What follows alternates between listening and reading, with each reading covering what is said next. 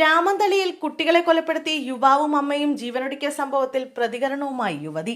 കണ്ണൂർ രാമന്തളിയിൽ കുട്ടികളെ കൊലപ്പെടുത്തി യുവാവും അമ്മയും ജീവനൊടുക്കിയ സംഭവത്തിൽ നീതിക്ക് വേണ്ടി പോരാട്ടം തുടരുമെന്ന് യുവതി. കുട്ടികളെ നഷ്ടമായതിനു പിന്നാലെ സമൂഹമാധ്യമങ്ങളിലും ബന്ധുക്കൾക്കുമിടയിലും നിന്ന് രൂക്ഷമായ വിമർശനം ഏറ്റുവാങ്ങുന്നതിനിടെയാണ് 27-കാരി മനസ്സ് തുറന്നത്. കുട്ടികളെ 27-കാരിയായ അമ്മയ്ക്ക് കൈമാറാനുള്ള കോടതി ഉത്തരവിന് പിന്നാലെയാണ് മക്കളെ കൊലപ്പെടുത്തിയ ശേഷം യുവതിയുടെ ഭർത്താവും ഭർത്തൃമാതാവും ജീവനൊടുക്കിയത്. ഇതിനു പിന്നാലെ സ്ത്രീകൾക്ക് അനുകൂലമായ നിയമങ്ങളുടെ പേരിൽ നടന്ന ദാരുണ സംഭവം എന്നതടക്കമുള്ള വിമർശനങ്ങൾ ഉയർന്നിരുന്നു. കുട്ടികളുടെ താൽപര്യം പോലും പരിഗണിക്കാതെ കോടതി നടത്തിയ ഇടപെടലിനെതിരെയും സമൂഹ മാധ്യമങ്ങളിൽ വിമർശനം രൂക്ഷമായിരുന്നു. ഇതിനിടയിലാണ് നേരിടേണ്ടി വന്ന സൈബർ ആക്രമണങ്ങളെക്കുറിച്ചും തനിക്ക് നേരിട്ട നീതി നിഷേധത്തെക്കുറിച്ചും കാലങ്ങളായി നടന്നിരുന്ന ഗാർഹിക പീഡനങ്ങളെക്കുറിച്ചും കണ്ണൂർ സ്വദേശിനി വിശദമാക്കുന്നത്. 2018 20-ാം വയസ്സിലാണ് യുവതിയുടെ വിവാഹം കലാധരനുമായി നടക്കുന്നത്. ദമ്പതികൾക്കിടയിൽ 10 വയസ്സിന്റെ പ്രായവ്യത്യാസമുണ്ടായിരുന്നു. വിവാഹം കഴിഞ്ഞ് ആദ്യ നാളുകളിൽ തന്നെ ഗുരുതരമായ ഗാർഹിക പീഡനം യുവതിക്ക് നേരിടേണ്ടി വന്നിരുന്നു. പക്വതയില്ലെന്നും മാനസിക പ്രശ്നങ്ങളുണ്ടെന്നുമായിരുന്നു ഭർത്തൃ വീട്ടുകാർ നിരന്തരം യുവതിയെക്കുറിച്ച് പറഞ്ഞു പരത്തിയിരുന്നത്. ഭർത്താവടക്കം വീട്ടിലെ സകല ആളുകളും വടിയടക്കം ഉപയോഗിച്ച് മർദ്ദിക്കുമായിരുന്നുവെന്നും യുവതി വിശദമാക്കുന്നു. ഗർഭിണിയായിരുന്ന സമയത്തും മർദ്ദനവും പട്ടിണിക്കിടലും പതിവായിരുന്നു. ഈ സമയത്താണ് കലാധരന്റെ കുടുംബവുമായി വഴക്കിട്ട് ആദ്യമായി യുവതി തിരിച്ച് സ്വന്തം വീട്ടിലെത്തിയത്. മകളുടെ ജനനത്തിന് ശേഷം കാര്യങ്ങൾ കൂടുതൽ മോശമായി.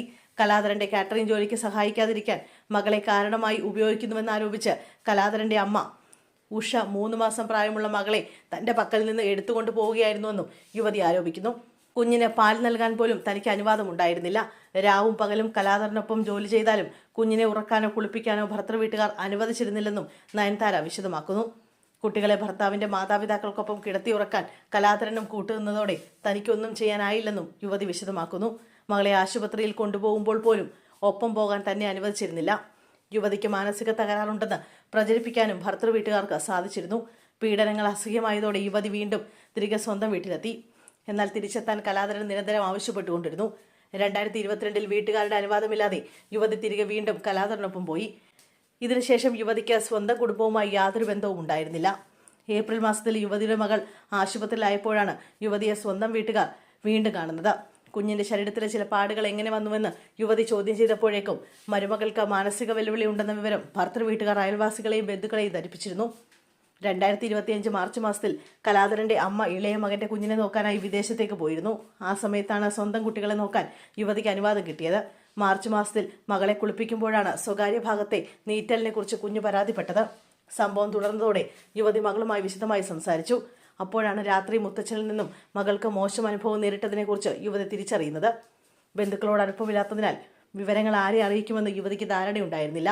എന്നാൽ ചെറുമകൾ അമ്മയോട് ദുരനുഭവം വ്യക്തമാക്കിയെന്ന് മനസ്സിലായതോടെ കലാധരന്റെ പിതാവ് മരുമകൾ ഇല്ലാക്കതൽ പറയുന്നതായി ബന്ധുക്കളെ വിശ്വസിപ്പിച്ചിരുന്നു. മാർച്ച് അവസാനത്തോടെ മകൾക്ക് തുടർച്ചയായ വയറുവേദനയും ഛർദിയും വന്നു. ഇതോടെ മക്കളുമായി ഭർത്തൃ വീട്ടിൽ നിന്ന് രക്ഷപ്പെടണമെന്ന് യുവതി തീർച്ചയാക്കി. ഏപ്രിൽ 2-ന് ഭർത്താവിന്റെ വീട്ടിൽ നിന്ന് മക്കളെയും കൂട്ടി യുവതി നടന്ന് 2 കിലോമീറ്റർ അകലെയുള്ള ആശുപത്രിയിലെത്തി. ഇവിടെ നിന്ന് ഇവരെ സർക്കാർ ആശുപത്രിയിലേക്ക് റഫർ ചെയ്യുകയായിരുന്നു. ആശുപത്രിയിൽ വെച്ച് മകൾ പറഞ്ഞ കാര്യങ്ങൾ അനുസരിച്ച് ഡോക്ടർമാർ നൽകിയ വിവരത്തിന്റെ അടിസ്ഥാനത്തിലാണ് പോലീസ് FIR രജിസ്റ്റർ ചെയ്തത്.